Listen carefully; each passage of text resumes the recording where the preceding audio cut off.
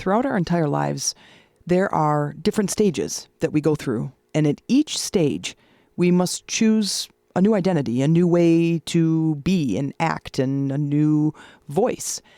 But there's something in our lives that somewhere in our, late life, we go, we don't need to do that anymore. We're just going to hang on to the current identity that we always have.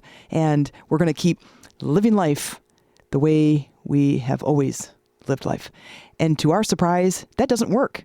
And in today's episode, we're going to go deep into identity creation. It is my favorite because it really puts us in the driver's seat of creating the life that we want to live. But as we have to move up to the next level of life, we have to level up ourselves. So let's go get that nugget. Welcome to Phoenix Rising, a superior podcast for all of your transformative tools for personal and spiritual growth. Let's go get that nugget. Hey guys, it's Jen Mack, Lady of the Mind. Welcome to today's episode where I am super excited to talk about identity creation. It is by far my favorite coaching conversation to have with my clients. But the reality is you've been creating identities your whole life, or we'd still be walking around not talking and pooping our pants. So we have created identities for ourselves since we were little, since we went from crawling to walking. That's a whole new identity. We went from diapers to bathrooms. That's an identity. You went from a non-driver to driving. And in the last few episodes, we've been talking about, my personal journey of the dark night of the soul and the parts of the awakening, the understanding, like understanding what in the flippin' crap was going on with me. Like that was hard. When we become like, we get older and all of a sudden we get the flu, we know what the flu is. We know it's going to last a few days and it's over, right? And we start to feel better. When you're young and your insides are on the floor in the living room, you're like, what is happening? And it's kind of scary until you give it words and meaning. And the dark night of the soul, I had to have meaning. I had to have this understanding of what was going on with me. And it was really scary because nobody in my household had gone through it. And me as a spiritual teacher and an entrepreneur and, 53-year-old woman, I hadn't gone through that level of a dark night of the soul before. Like that is the definition. I've gone through hard times before, but not like that, where you just wake up and you're just so heavy and exhausted and burned out. And you're like, oh my God, like, am I ever going to feel better? Like ever. And it was a long 18 months and it was very lonely. And, but at the same time, I learned a lot more. I learned more about life. I learned more about the universe. I learned more about myself and my business and created this story to then turn around and help you. I know that there are people out there who have their own dark nights of the soul, and maybe your journey is different than mine. I'm sure it is, but maybe you were okay going through it. Maybe you just, took your time and didn't have to understand and didn't have to have meaning. But for me, I needed that foundation to stand on. So the last few episodes, we talked about the meaning and giving it words and giving it this understanding. And in this episode, this is where the launch pad started becoming more visible of where I was in my journey and what was going on. But as soon as I had that understanding of what it was called, then I dove deep into research like I do to learn more about things. And I really started to understand what was going on.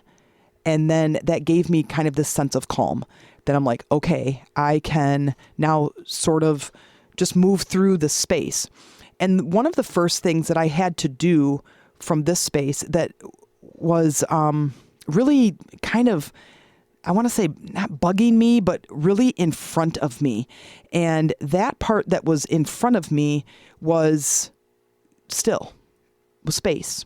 Like I talked about in the last episode, is creating space, but it was about creating this internal space. I was pushing and forcing and like really like white knuckling my business, my coaching, talking about money, talking about clients, and everything was just kind of stressful and my life was stressful. And then all of a sudden I just woke up one day and I'm like, I'm done. Like I put all my folders. You should see how I take notes. I have notebooks. I have journals. I have pens and pencils everywhere. I have 3 computers. I have all this stuff all over. I take notes. I build these courses. And just one day I was like, I'm done. I'm done with all this. Like, I don't know what that means, how long I'm going to be done, but right now I'm done. And that was it. That was the start. And it was scary to make that decision, but I didn't have any other decision to make. Have you ever had that happen where you're forced with a choice or a decision and you're like, I choose this and I'm 100% I choose that. Well, that's where I was. Except the 100% I choose that is I literally want to sit and stare out the window. And the desire was so strong that I just would sit on the couch and stare out the window. Now, this started in like early September 2024. And it went until like March 2026, which was not that long ago. And I'm starting to emerge out feeling like myself, but a better version of myself. And Amy and I talk about, like, as we move through identities in our business and our lives, our relationship, is that we become the, Jen Mac version 2.0 or Amy 3.0 or whatever. And I am definitely Jen Mac 3.0. Now I might say 2.0 at some other time. It doesn't matter, but it's like the next version of me.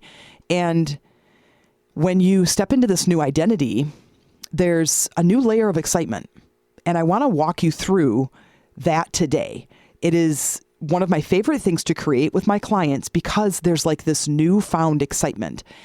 Now, if we go back and we say, okay, like when you're learning to drive, that's a really new excitement, as you're becoming 15, 16 years old and you have this kind of natural newfound freedom. And then you're given a car or you buy a car, whatever, but that experience is in front of you and you have to learn to be a driver. Well, you have to learn new skills that are outside of you. It's also new skills inside of you. So it's a combination of internal skills and external skills.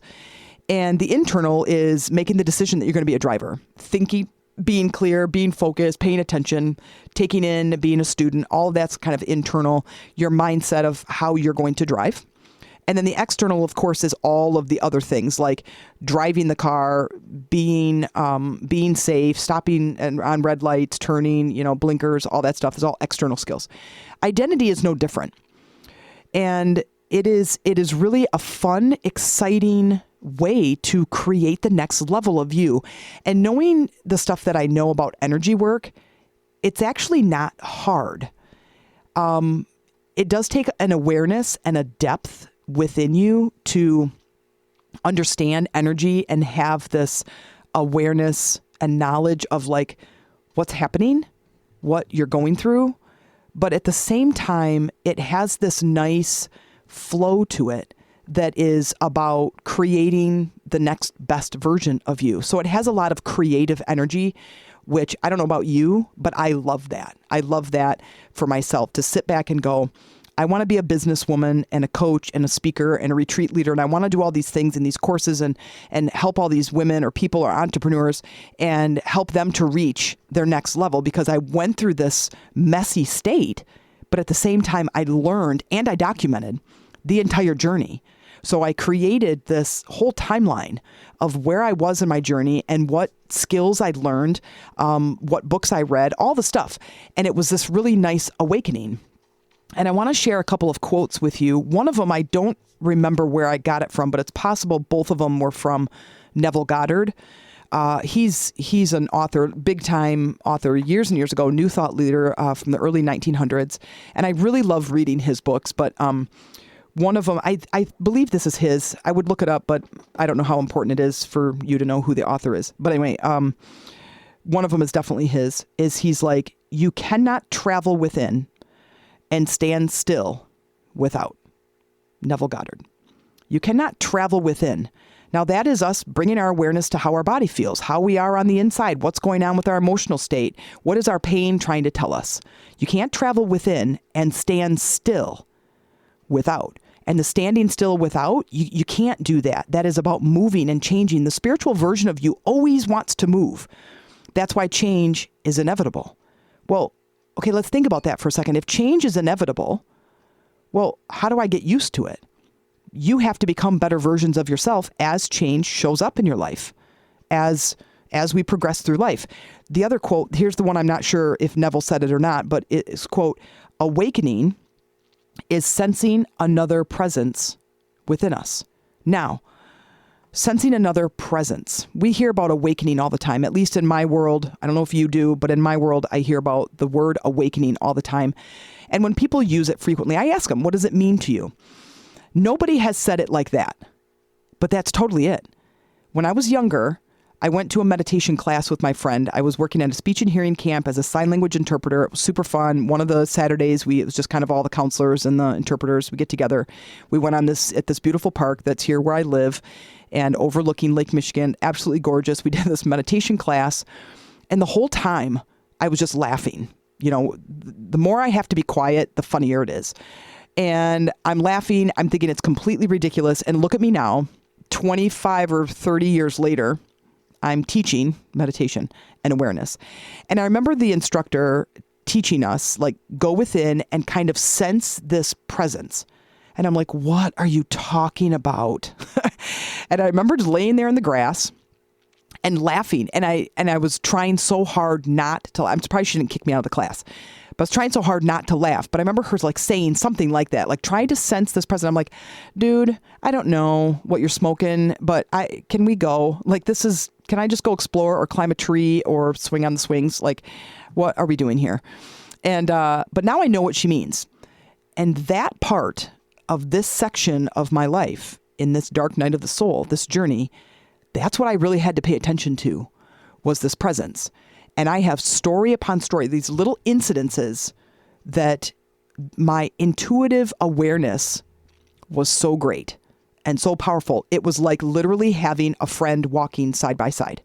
That I remember being really upset, and I'd have to go back in my journal to get the exact story, but I remember being really upset and going outside and walking around. I'm like, gosh, all I want to do is sit out here and do nothing. And I don't know what I was working on. Who knows, a course, a program, or something.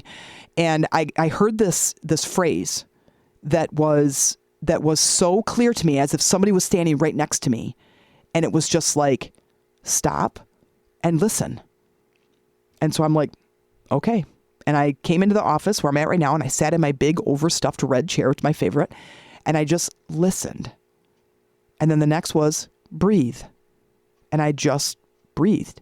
And I focused on my breathing. I just paid attention. And immediately that feeling of chaos and overwhelm and just this kind of anxiety went away. I'm like, are you joking? That was like the fastest. Normally I would flip around and get all pissed off about something and just go on and on about whatever and spiral.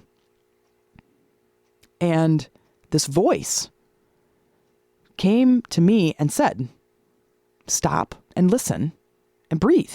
I'm like, oh my God, like, what just happened? Now, I've been an energy coach for probably, since 2014, and I've gotten better and better at it throughout the years. And I have helped many clients tap into this energy. And it has really helped me to step fully into being a coach in this way, like an energy coach, an intuitive healer. That's what I call myself, versus a life coach, where I just reflect things back to you and ask you questions. That's how I started.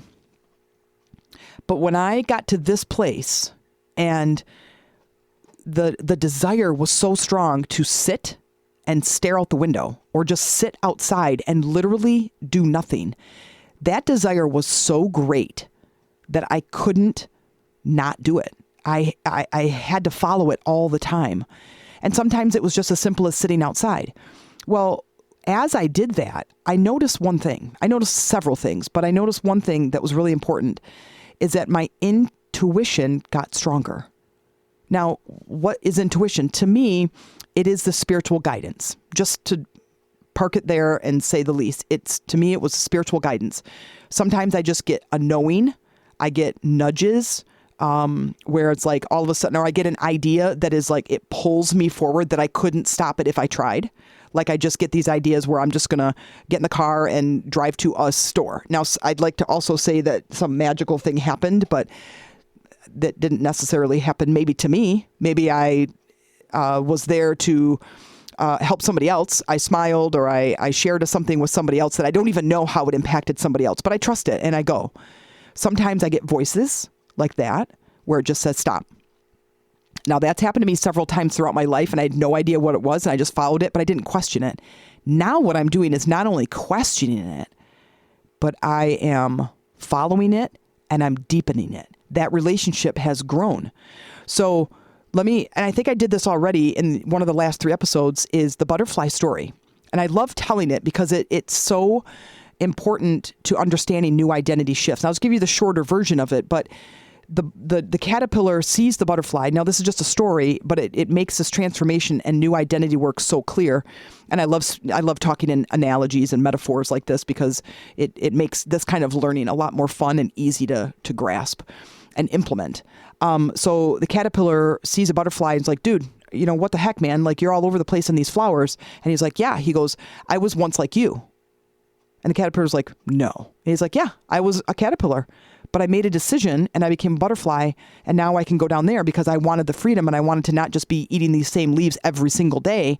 And I was getting bored and not feeling very good and kind of depressed. And so I made a decision to become something else, a different version of myself. And the caterpillar's like, okay, I'll think about it, but I don't really know. That seems like hard work. And he's like, well, as soon as you make the decision, that takes away like 80% of the effort. And the caterpillar's like, okay, I'll think about it. And he watches a butterfly flutter away down into the garden of all these beautiful flowers. And he turns his head and grabs another leaf that he's been eating his whole life. And then one morning he wakes up and he goes, I'm going to do it. I'm going to become a butterfly because I want that kind of freedom and I want that kind of life. I'm going to become a better version of myself. And then what happens is this magical transformation. And really, on the other side of it, it is magical. Is it hard when you're in it? Kind of, because you have to really trust the process. As you would imagine that a caterpillar turning into a butterfly has to. You have to trust the process. If you've ever seen it, I highly recommend you go to YouTube and you type in the butterfly or caterpillar becoming a butterfly and you watch the process. You can zoom, fast where it's I don't know, it's a minute video and it takes about 14 days for the whole process, but, from birth to butterfly, but, it's super fast. So they spin this thing. It's kind of like a web. It turns into this chrysalis. Now I'm talking about a monarch butterfly. It's really beautiful. And they basically ooey gooey inside the chrysalis. And they sit in there for, it's a good amount of days. I think it's like 14 days or 10 days or something like that. And then they come out and they look pretty deformed, but they're breaking through the chrysalis, kind of giving birth to themselves, and they're breaking through the chrysalis. And then their wings are all crumpled. They can't fly. They look pretty ridiculous and kind of gross a little bit. And then they spend the next, 14 hours kind of pumping blood to their wings, getting used to their new version, their new identity. And one of the quotes, this was a Carl Jung quote, I believe, is the caterpillar must die to itself to become the butterfly. The caterpillar must die to itself. You can't have one leg in and one leg out. If you look at a butterfly, you cannot see the caterpillar anymore. The caterpillar is gone. It's dead. That version of you that used to act like this, say this, believe these things, do this, whatever, is gone. It has to be a full 100% decision, commitment. It has to be a necessity. Now, here's the fun part, and I really want you to hear this.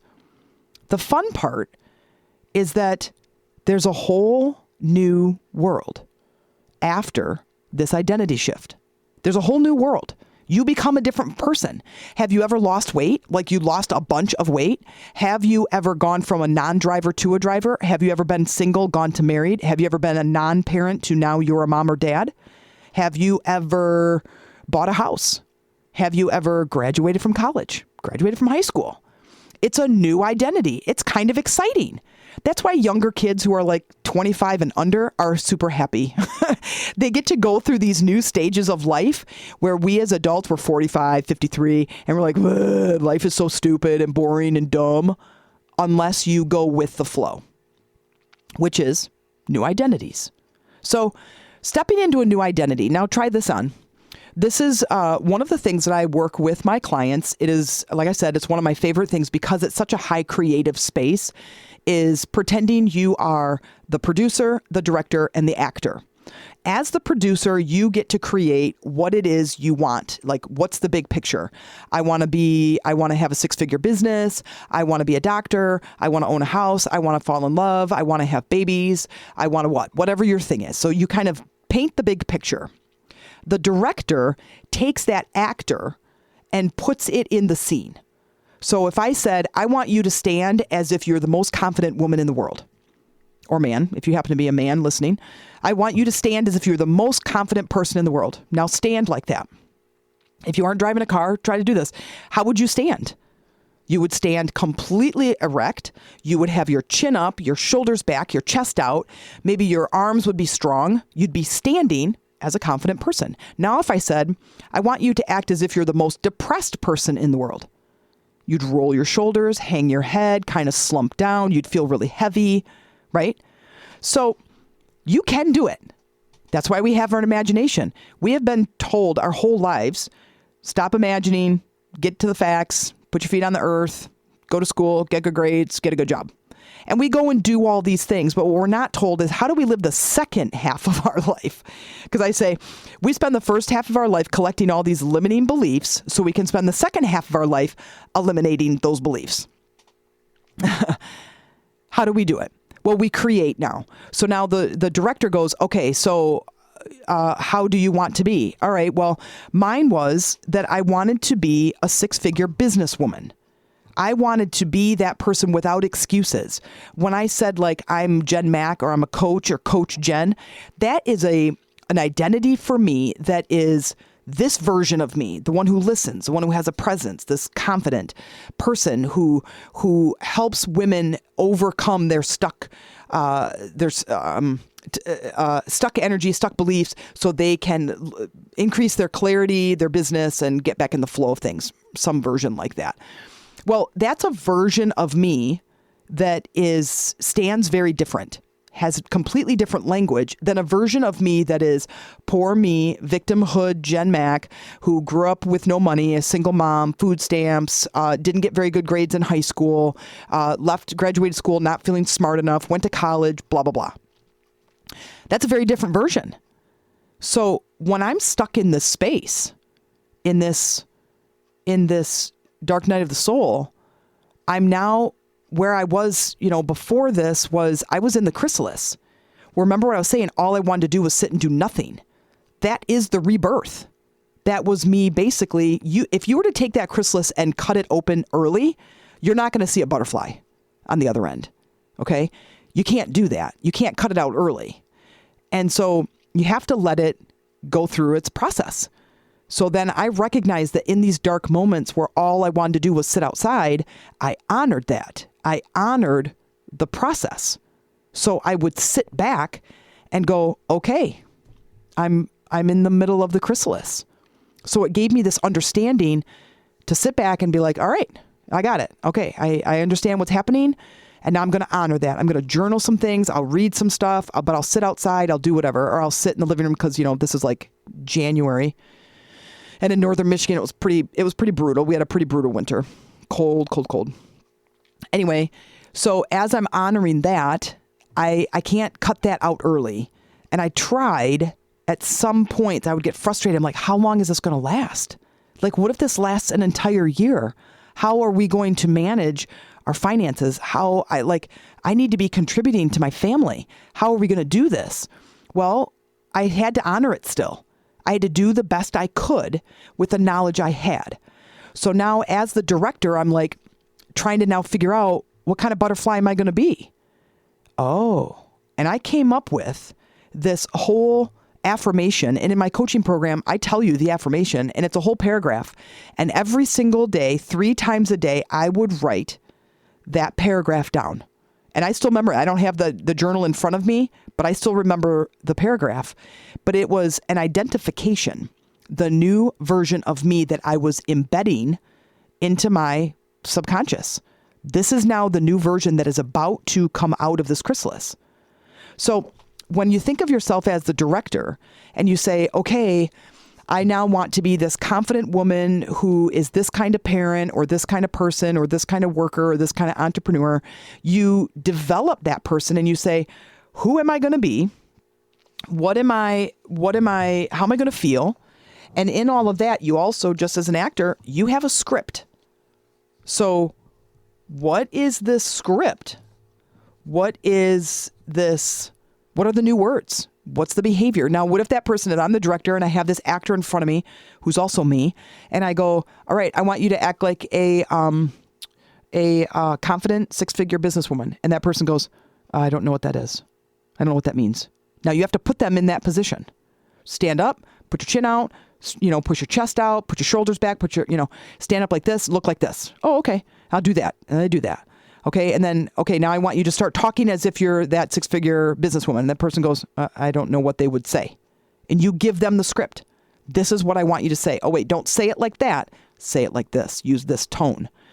Now you go, what are the beliefs of that person? What do they believe about themselves? Do they believe that they're dumb? No. They believe that they're smart. Maybe not the smartest, but they're confident. They're educated. So I want you to say these words. I want you to believe these things. And I want you to think these thoughts, feel this way. You know what makes a good actor is because when you get in that position, that physiology changes, your emotional state changes. Try this next time. When you're feeling really depressed and all you want to do is lay around and you're like, oh, I'm going to remember this activity that Jen Mack told me and I'm going to do it. And I want you to get up. And I want you to open your chest and put your arms out wide. Really stretch them out like you're about to take flight. I want you to put your chin up and I want you to say some strong word like, I am a powerful human being. And I want you to say it over and over again. Yell it if you can. Open up wide. Chest out, shoulders back, arms out, head up. I am a powerful human being. And see if that doesn't change your depression. I promise you it will. When I was feeling anxious and I came in and my intuition said, stop, listen, breathe. I did. And guess what? My anxiety went away. That was a huge insight for me. Dude, what does that mean for my entire life? Like, what does that mean for me and my clients? I can manage this. I can manage whatever's happening. I just have to be aware that it's happening and I just have to change my physiology or I just have to kind of waken up. That's the right word. I have to wake up. I have to wake up. I have to wake up to what's happening and shift my thoughts, change my physiology. Are you joking me? This was a huge breakthrough. This was a huge breakthrough for me. And so in this story, every day I had to choose that identity. Every single day I had to wake up and say, I am Coach Jen, a six-figure businesswoman. And it gives me a complete state of being for that day. Because every day we make a choice. Who are we going to be? What beliefs are we going to let dominate our thoughts? What words am I going to use? How am I going to act today? Every single day we have a choice. And let me leave you with this. Every single minute of the day, you, my friend, have a choice to make. Who are you going to be? How are you going to show up in this world? How are you going to show up for yourself, your partner, your kids, your work, your clients or customers, your patients, whatever? How are you going to do today? Who are you going to be? And I want to leave you with one thing. Every single challenge that you're faced with, especially one that lingers for a long period of time, whether it's money, relationships, your career, your health, that's kind of you've been dealing with for a long time, that tells me as a coach that it is time for you to step into a new identity. It is time for you to go, okay, here's this, your name, here's this 1.0 version of me. What do I have to do, or who do I have to be the 2.0 version of me? It was a really fun experience. And I also want to share something else with you, that this can be an easy journey. You just have to decide every single day who you want to become. Thank you so much for listening. If this episode resonated with you, please take a moment to follow the show, leave a review, or share it with someone who might need to hear this too. It truly helps this work reach more people. If you'd like to go deeper or support the podcast, you can find everything linked in the show notes, including a way to support the show or explore my upcoming events, circles, and free resources. I'm really grateful you're here. I hope this episode met you exactly where you are and gave you just one nugget of inspiration towards your transformation.